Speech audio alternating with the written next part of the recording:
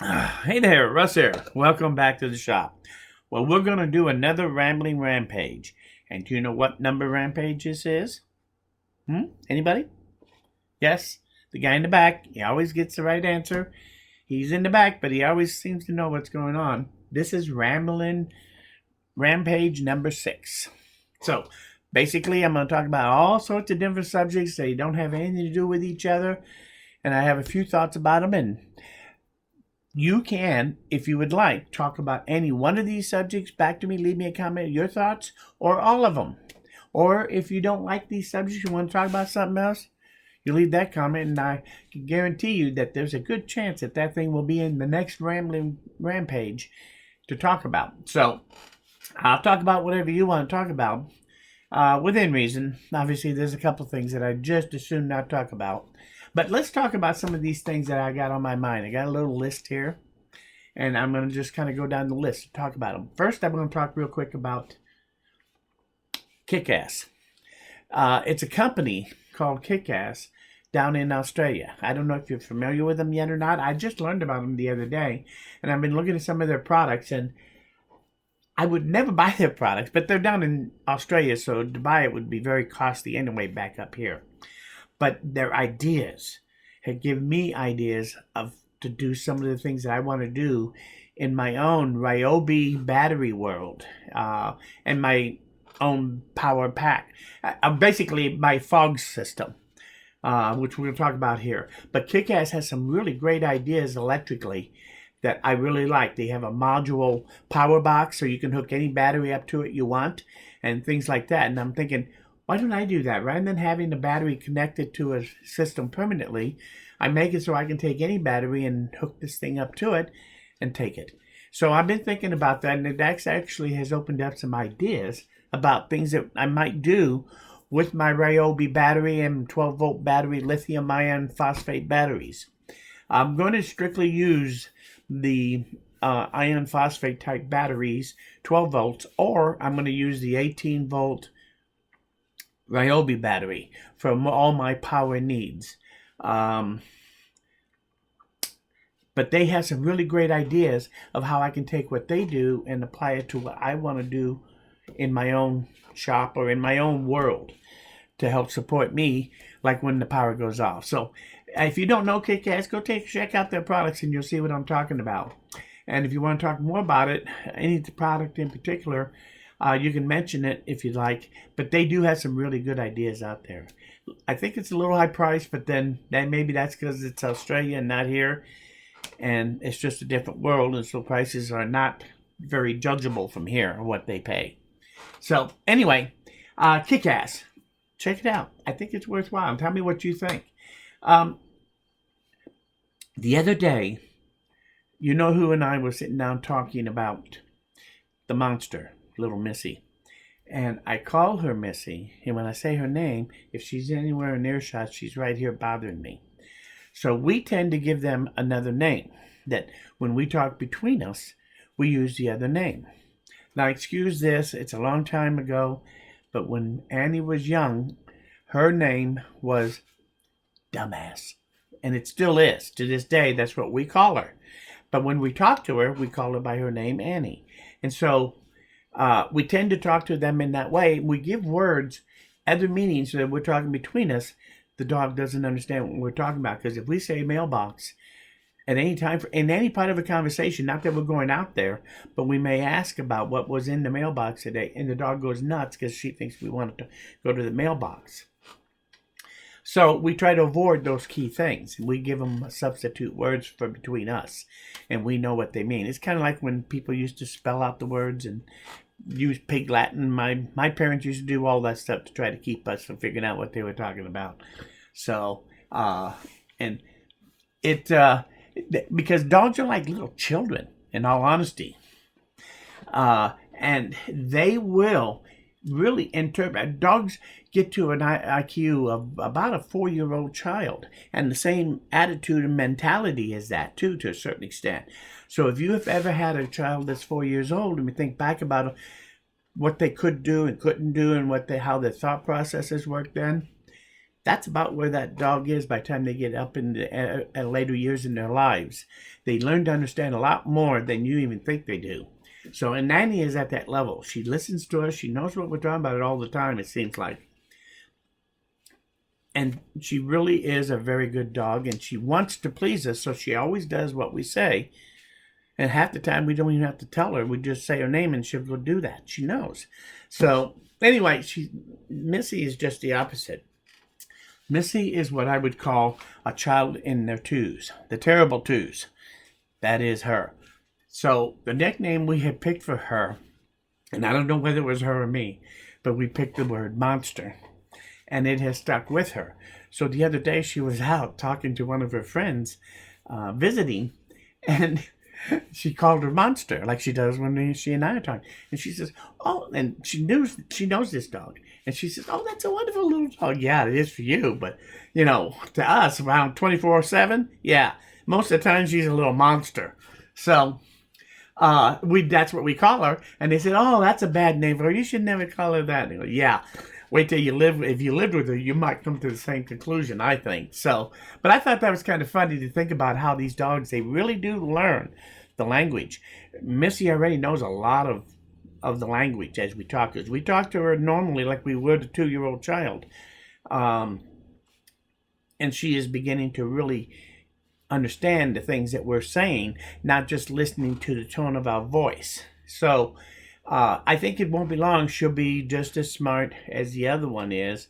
Probably, maybe even as quick, if not a little sooner. Of course, she did get a jump on age getting trained that way because we got her. She was only a month or two old, whereas Annie was 6 or 7 months old when we got her. She had pretty much gone through most of her puppy life, theoretically. So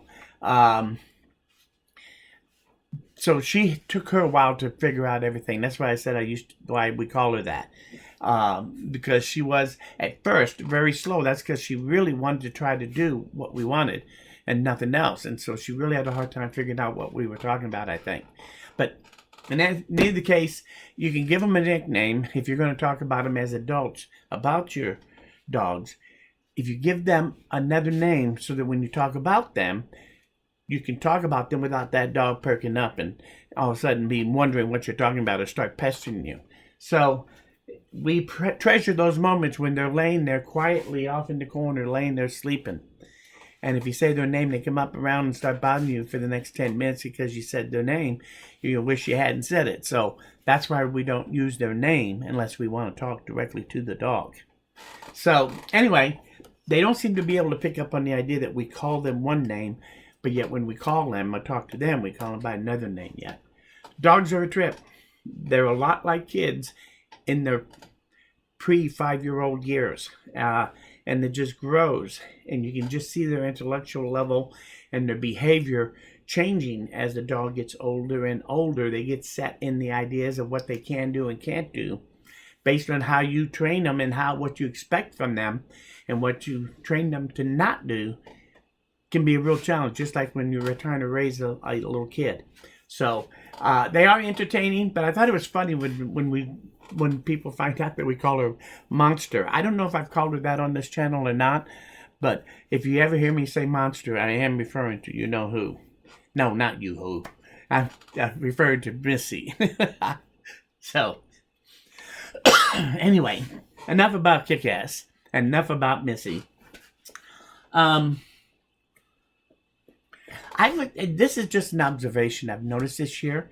In past years, I used to get all these chest of drawers and dressers and desks that people are throwing away with busted legs and everything.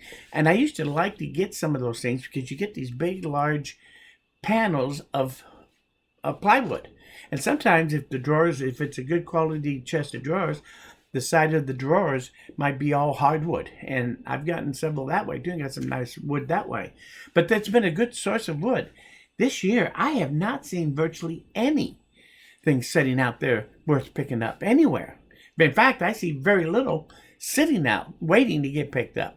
It's been a different year for roadside. And I was just wondering, I've never done dumpster diving or what you think about it. Maybe I should watch some videos, new ones on that and see if dumpster diving is seeing the same type of thing that we're seeing alongside of the road, or are they still? You can get some good stuff in dumpster diving if you want to take the time to go. But just like digging for gold, you got to go through a ton of dirt to get to 1 ounce of gold, it seems like. So is it worth the trip? To some it is, to others it's not. So, but if you know anything about dumpster diving, I'd love to hear what you thought about it, what's going on this year with that. But it was just one of those random thoughts that I had, and I thought I would share it with you. We have talked recently about LED lights. In fact, in my last video, not this last one, but the one before that, about 2 weeks ago, I specifically was talking about LED lights, and one light in particular, this style right here, which was a all plastic body. And I've been going through these things, and out of 4, 3 of them have gone bad in a year or less. So it's been a real disappointment about these things being stamina.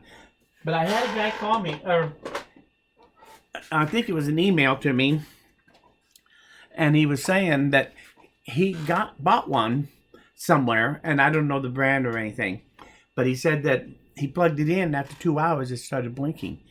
He took it back out, looked at it. Having seen my video, he took and said he drilled a bunch of holes in it all over and put it back in, and now it's not blinking anymore. So he may have caught that in time, but it sounds like he was having the same problem that I was having. So if you have a light, if one goes bad, especially pretty quickly, it's probably an overheating problem that has caused that circuit board to go bad, to overheat. And take a look at what you can do to ventilate them, because I don't think they're getting the just ventilation they really need to get those things to not go bad. So unfortunately, when it comes to LED lights, I was looking the other day, I got to thinking about it. I was trying to see if I could get a warranty on these things, and you can't get any warranty on these things. It says you got to go back to the manufacturer. You have no idea who's manufactured that light, because it's sold by a half a dozen different places. And they all say that you have to contact the manufacturer in letters, and they never tell you what that manufacturer is. So trying to get any kind of warranty out of these LEDs right now, I've not found it anywhere. Now, you might be able to get it through a retail. If you buy one from a retail, it might have on the packaging, it may be required to have the warranty information listed on it. But that's not the case like at places like Amazon and AliExpress. And if you buy something, you have no idea where it was made. And trying to get a warranty on it, good luck with that. Unless they really tell you up front about that warranty loud and clear, you can bet that there isn't going to be a warranty on it, is what happens. So just watch that out. Watch out for the heat on these LEDs. Take a look at them before you use them and see if it looks like maybe some heat could pocket in someplace in particular on it. So, but enough about the LED. I really wanted to kind of give you one last thought about that, because when it was brought to my attention that he was having the same problem, it made me reinforce the idea that I think we are seeing some characteristic problems with the LED lights, because they don't always do real well. These little aluminum frame ones I bought for the garage, these have worked out fine. But the little plastic ones, nope. I think I would avoid those things like the plague. So anyway, food for thought. We're almost out of time. I wanted to go between 15 and 20 minutes. I've still got a couple, 3 things here. So the next thing I want to talk about is somebody asked me about being ready for outages this winter. And I thought, well, I'd show you give you a quick idea of what I kind of have in my arsenal of when the power goes down, what can I do to get by, whether it's in the summer or the winter. First and foremost, I do have an 8,000 watt generator that I can hook up directly to plug into the house and supply the whole house with 8,000 watts, which is pretty much enough to run just about everything, not at one time, but anything in that house, including the air conditioning, I can run from that generator if I deem it necessary to do. I carry an extra 15-gallon tank, one of those little roll-around carts that I talked about that in another episode. And that gives me a 15 gallons, or 20 gallons, because I also have a 5-gallon can that I try to keep full. When I fill them up, everything gets filled. And then when it gets down to where I get down to the last 5 gallons, I would go and fill the the card up again. So anyway, right now I have that 20 gallons at my disposal to get me by until I can get more gas also. So the generator alone can give me some pretty good help, but I don't really like to run that thing for hours at a time. I run it for a couple of 3 hours. I would charge up all my chargeable batteries, then take those batteries and put them into power packs. So I have 3, and right now that's one of the things I wanted to tell you is that I'm going to have 3 power packs, well 4 actually. One is going to be strictly Ryobi batteries, the 5 amp hours. I'm going to put 4 of them in one. That'll give me a 20 amp hour battery, which I think equates to 4 times 90, 360 watt hour battery is what that would give me. Also I have the 2 16 amp hour batteries that I bought from my Addy.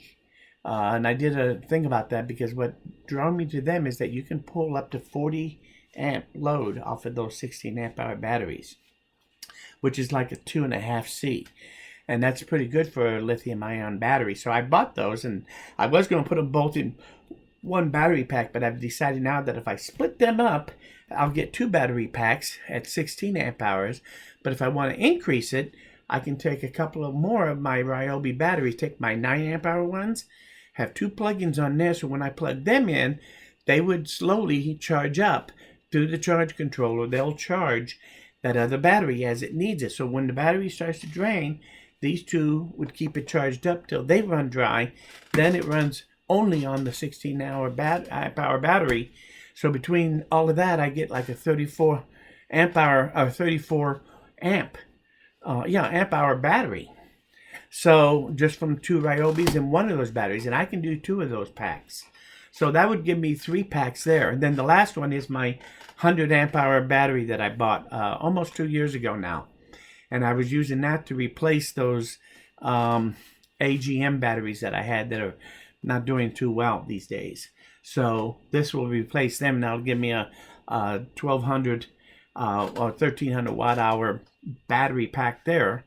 And that one I'm going to have on a 2000 watt inverter so that I can actually use a little bit of power with that one if I want. The other ones I'm probably going to have either a 6 or an 800 watt inverter on them. So they won't be able to pull quite as many watts, but most of that would be used for running my electronic stuff, like my computer and the TV and things like that. So, but I think that would get me by so that in between I would run those power packs. Then when I turn the electricity on, I can take those all and charge them all up off of the 110 power and charge them up in a couple hours and then put them back in. And when I shut down the generator, I can run the things that I need the most off of those again. So I can go back and forth as needed. That's my kind of plan with fog. So if I go down, I'll have 3 or 4 battery packs. I think rather than having one big house battery, which is nice, I think that, but that is very expensive by the time you get solar involved and the number of batteries you need and This will get me by, even though I really haven't spent near as much money. And all my battery packs are actually very cheap, and half of them are using those Ryobi batteries, which I use every day in the shop anyway, so I'm utilizing some of the things I've got. The other thing I want to make, that I haven't made yet, but I've been thinking about it, is I want to put together a little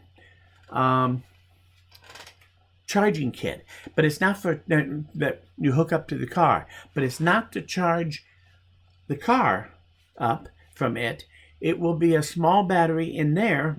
Doesn't even have to be much more than probably a 15 amp hour battery type thing or a 20. And I would plug and hook it up to the battery of the car, have the car running so that it's putting juice into that battery.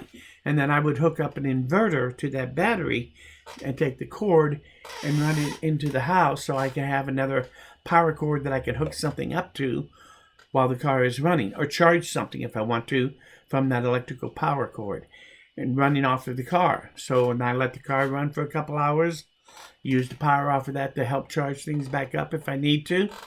And so I want to put together some kind of power unit that I can just hook up to the car, run the car, and it gives me this power unit that I can run other 110 outlets from it. So I think one of those would be handy. And of course, the part that has to sit out by the car has to be pretty much watertight, so that if you have it out there in the rain, nothing will short out on it. So, but I plan on doing one of those kits too. I haven't seen anybody selling anything like that I've noticed, but maybe they are. Most of them just give you the clips right on the back of the inverter and say, keep it all under the hood and go. I think that maybe that is asking a lot of that system when you do it that way. If you run it off of a small battery and use that to charge the battery and use the battery to run the inverter, you might be a little better off than running directly off of that power into the inverter. Basically, I know you're using the car battery, but I think the strain on the whole system becomes much more when you hook it all directly. I think put a secondary battery in between is not a bad way to do it, so that if you overload the one system, it's not going to burn things up. So anyway, that's my thought about it. And that's the other thing I really want to do with the fogs. So anyway, I think I'm going to have to call this quits. I've been jabbering a long time. Any of these subjects you want to talk about more in detail, any questions, or any of your thoughts on it, just leave them in the comments. I'm very sure that you'll hear from me one way or the other when you do. I might just leave you a little heart signal to show that I read it, if there isn't any real comment to be made. But otherwise, most of the time, I probably have some kind of comment I want to make to them. So stay tuned for my comment coming back. And if I do comment, I don't always comment within the first day. Most of them I do. But sometimes I think about what you said to me, and I have to think about it for a couple of days before I give you what I consider my most valid answer of what I would think about it. Sometimes I have to think about things before I answer them. So if I don't answer you in the first couple of days, and don't be surprised. That doesn't mean I'm ignoring you. So I do read everything. So anyway, thanks for coming by. If you like this video or you learned something here, hit that like button. Lets me know that you're doing the right thing. I hope you brought your coffee or your cold one with you, because this was a sit-down thing. And I should have warned you before I started. Maybe next time I'll warn you about a rambling rampage. But this is the kind of thing you can expect. If you don't know what I'm going to talk about, I try to keep it under 20 minutes. I didn't make it, but c'est la vie. Anyway, thanks for coming by. Please come back again, because I'm nowhere near done. Thanks, and we'll see you guys again very soon.